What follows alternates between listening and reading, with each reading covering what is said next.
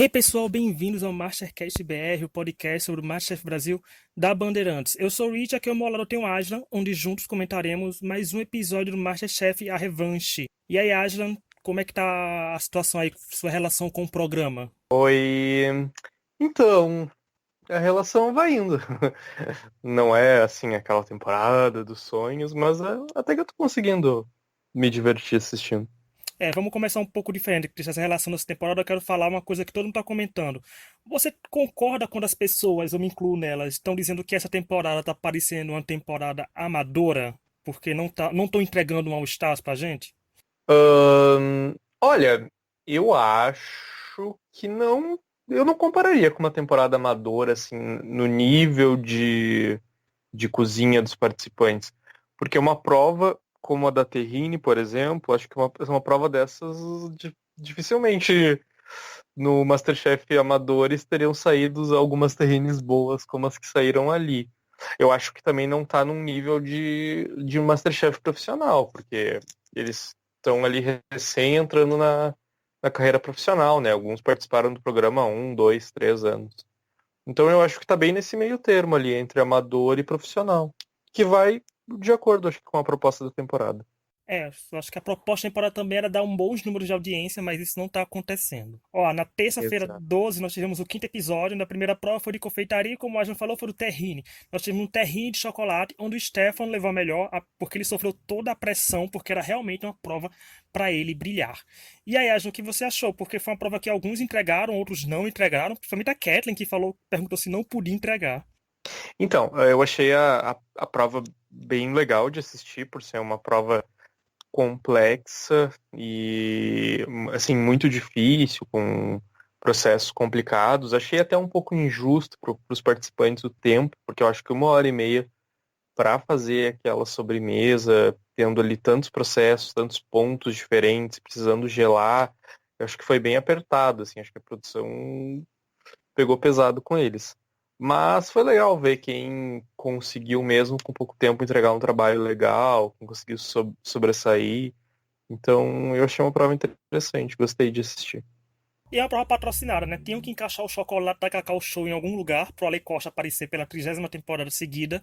E ele foi lá e apareceu. Eu achei uma prova um pouco assim, tava interessante e ao mesmo tempo não tanto, porque o MasterChef tem essa mania de mostrar pra gente que os participantes não estão indo tão bem.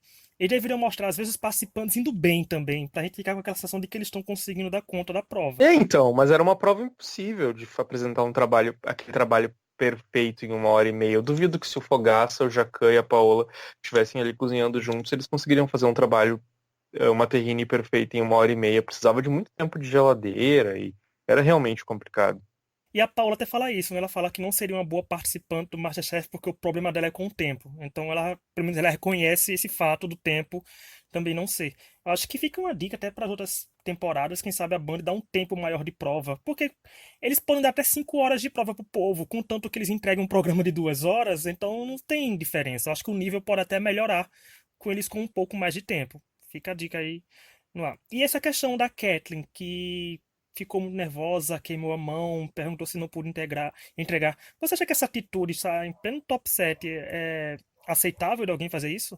Olha, eu acho que esse negócio de não entregar não costuma ser muito interessante, né? Assim, tu vê o participante renegando o trabalho e não querer entregar. Mas no caso dela, eu achei que foi bem compreensível, né? Porque ela simplesmente desinformou o negócio e esparramou, virou um sopão. Eu acho que ela ficou assim, pô, vou ficar com vergonha de entregar isso aqui, então melhor não entregar nada. Então até assim, não achei tão uau, porque eu deu meio que pra entender o motivo pelo qual ela não queria entregar, tava bem explícito.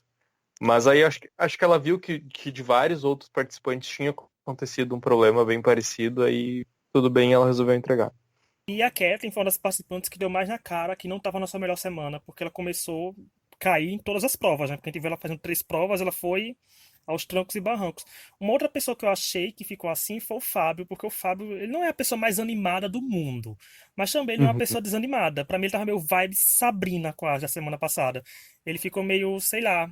Eu acho que talvez o fato de ter acabado de sair de uma prova de eliminação já tenha dado uma decaída. Que foi o que aconteceu com a Sabrina, né? A Sabrina foi para uma prova de eliminação, saiu no episódio seguinte. Agora o Fábio foi para uma prova de eliminação, saiu no episódio seguinte. Acho que deve dar uma balada no emocional ali, aquele momento que tu tá com 50% de chance de sair.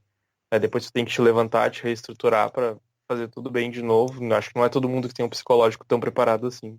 É, eu até falei que isso da semana passada, que a Sabrina decaiu, teve um tombo e decaiu com o Fábio. Realmente, foi isso que aconteceu. Eu acho que talvez as pessoas às vezes acham que estão indo bem, e nem todo mundo é acostumado a quando tá indo tão bem, levar uma queda e se reerguer, né? No caso, não aconteceu isso com ninguém até agora. Todo mundo que foi acabou saindo, menos o Vitor Bourguignon, que foi pro primeiro, mas ele tá sendo um dos destaques, não é? Porque a gente também vê a predileção da Paola estampada na cara dela quando ela vai avaliar o Vitor Bourguignon. Sim, eu acho que no caso do Vitor também, ele demonstra uma evolução grande, né? Porque na temporada original dele, ele não era dos favoritinhos ali. A gente tem vários participantes que eram favoritinhos de suas temporadas, como o Major, por exemplo. O Vitor não, ele foi eliminado, aí voltou na repescagem, foi eliminado de novo.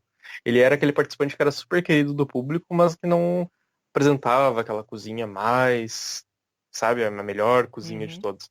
E aí acho que como ele tá tendo um desempenho bem legal nessa temporada, ou por exemplo nessa prova de doce, que era uma coisa que ele não tinha facilidade, ele conseguiu apresentar um bom trabalho, ainda assim.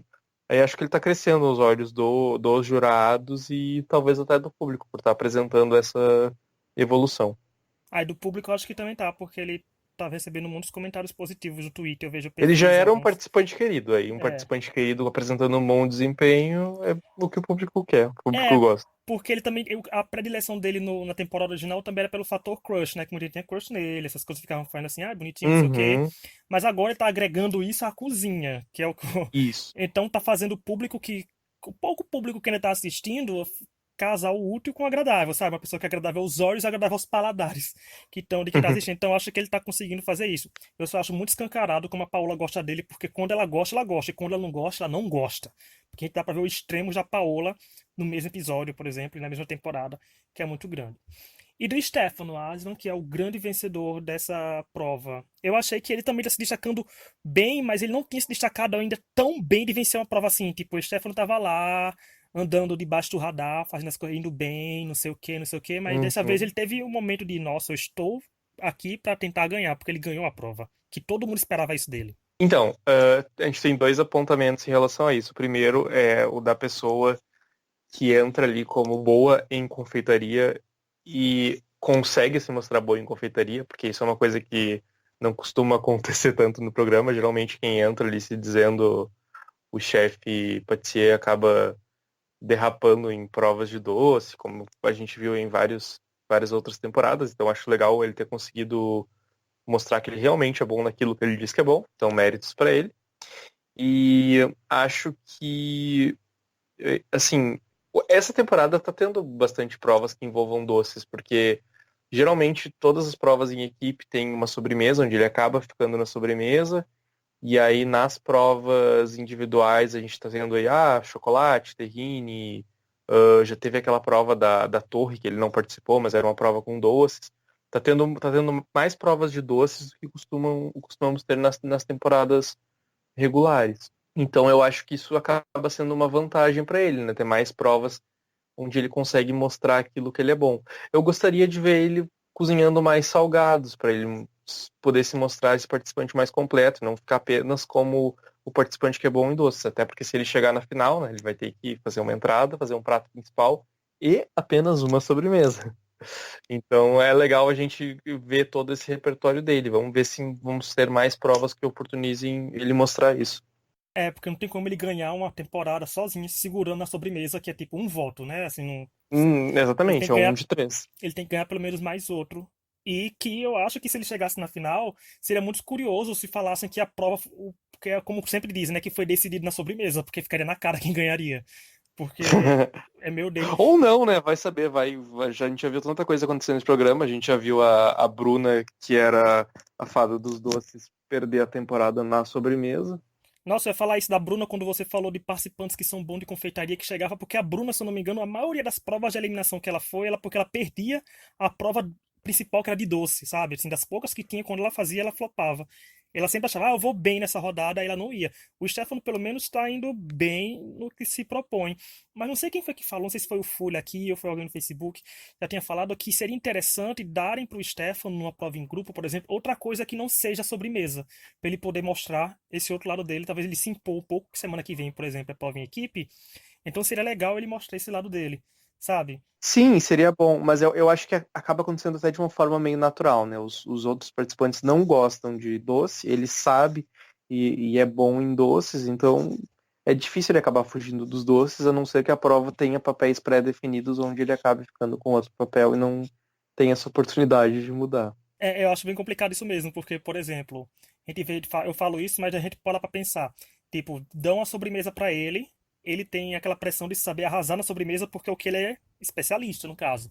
Mas em compensação, se ele não fizer isso, o povo vai dizer: ah, a gente queria que o Stefano ficasse nos doces que era bom dele, mas ele preferiu ir pra isso e não foi bem, sabe? Então, é um caminho complicado dele ter que se provar fora da sobremesa e é também na sobremesa, mas eu acho que pelo menos ele é uma das poucas pessoas, eu acho, que realmente todo mundo dizia essa prova é pra fulano ganhar e a pessoa foi lá e ganhou. Eu não me lembro assim tanta gente, porque geralmente quando falam isso a pessoa acaba indo mal, sabe? Ah, essa prova eu tenho que cozinhar bem porque é minha área, a pessoa vai lá, pum, ou é eliminar ou tá na prova da eliminação.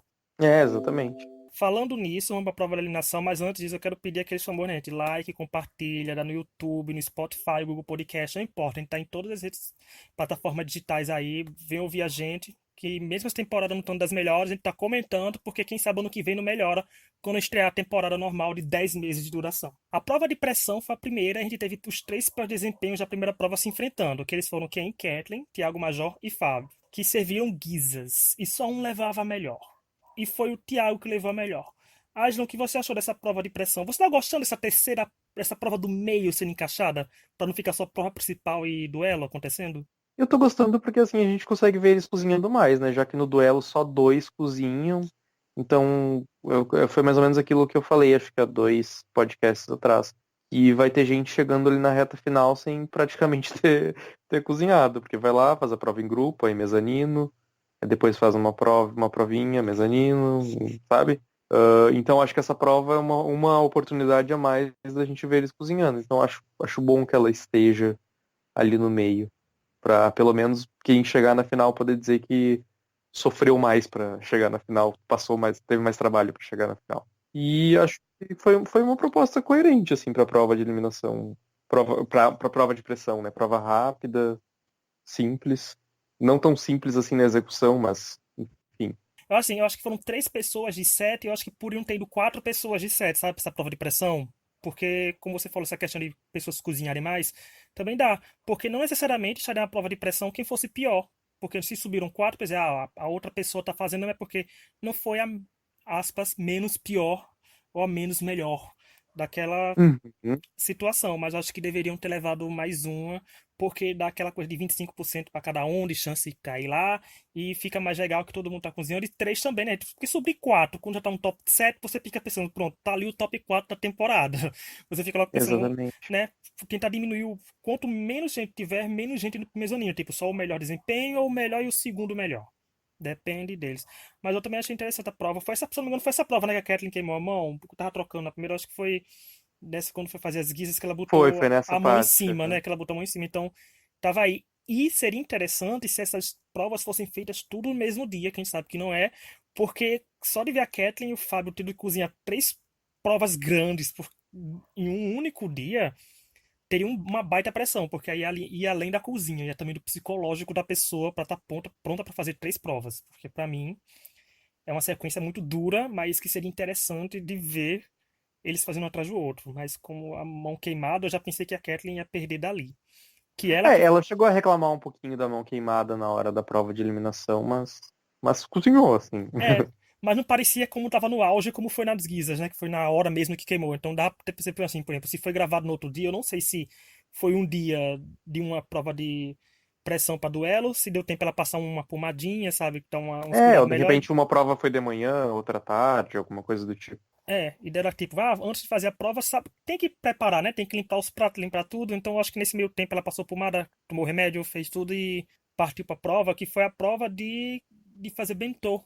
E daí foi que o Fábio deu adeus e pra mim ficou meio confuso, porque assim, eu achei muito engraçada a Kathleen, pra mim o plot dela maior foi dela escolher os pratos, ela indo com os pratos, o mezanino dizia outro, ela dizia, não, eu vou escolher os pratos porque eu quero o que eu acho pra mim, aí depois vai a Paola lá, o Fogaça, pega um prato completamente diferente, lá vai a coitada, muda lá, depois ela fazer todo aquele discurso que ela ia seguir os conselhos dela, É, e foi lá e fazer de coitada, né? Até na hora que ela acha que tá tomando conta do próprio destino, tá lá o jurado dizendo qual é o prato que é pra entregar. Mas assim, eu achei que acabou sendo o fim da linha mesmo pro Fábio, porque ele tava, gente, como eu digo, repito, tava muito desanimado nos confessionários. A Kathleen tava um pouco mais esperançosa, mesmo com a mão queimada, mesmo com tudo. Mas você gostou, Aslan, desse resultado e dessa prova?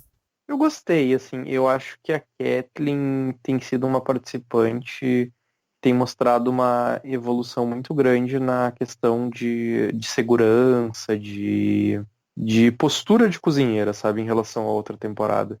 Muita gente reclamava que ela estava sempre meio desesperada, que ela acabava não tendo bons desempenhos, e eu sinto que nessa temporada ela chegou com uma postura bem mais firme, apesar de ter tido algum desequilíbrio quando achou que não ia entregar o terrine ou algo do tipo, mas no geral acho que ela tem mantido essa postura. Então, é legal, assim, e gostei dela ter ficado também pra gente ainda ter uma mulher na temporada, né?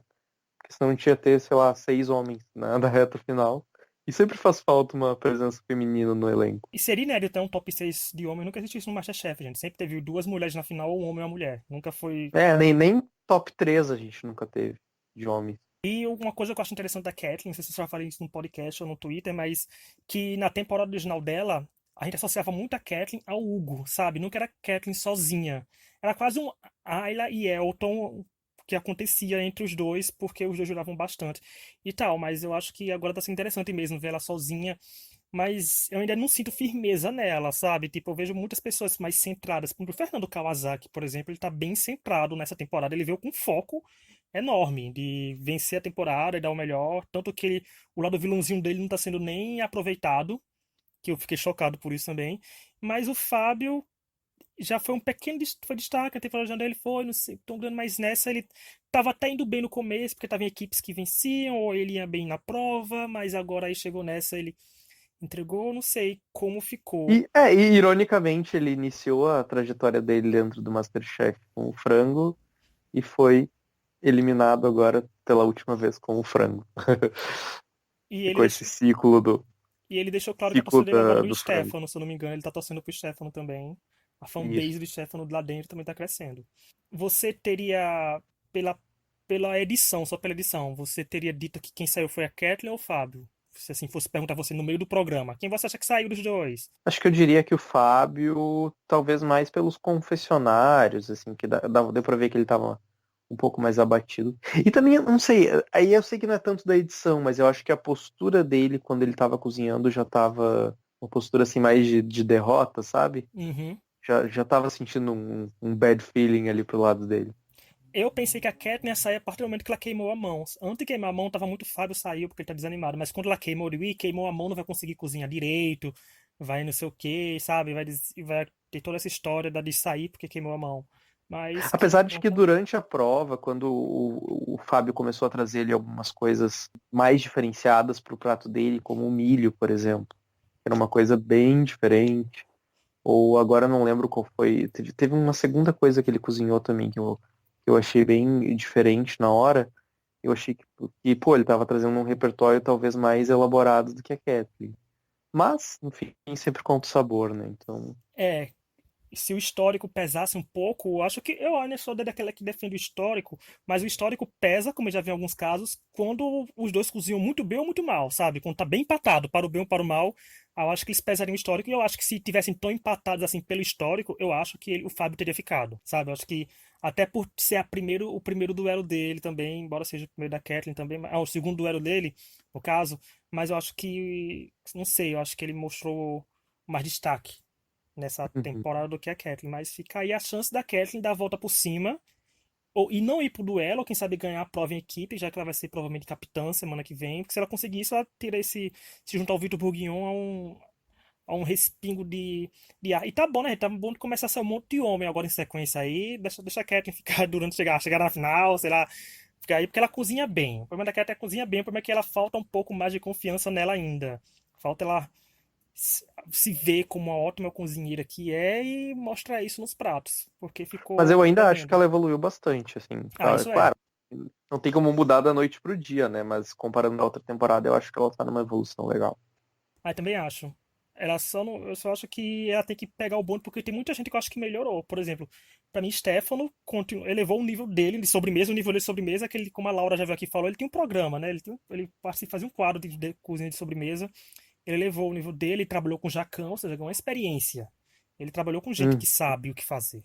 Sabe, o Vitor também trabalhou com Paola. Eu fico lá achando logo tendencioso, né, Pablo do Profissionais.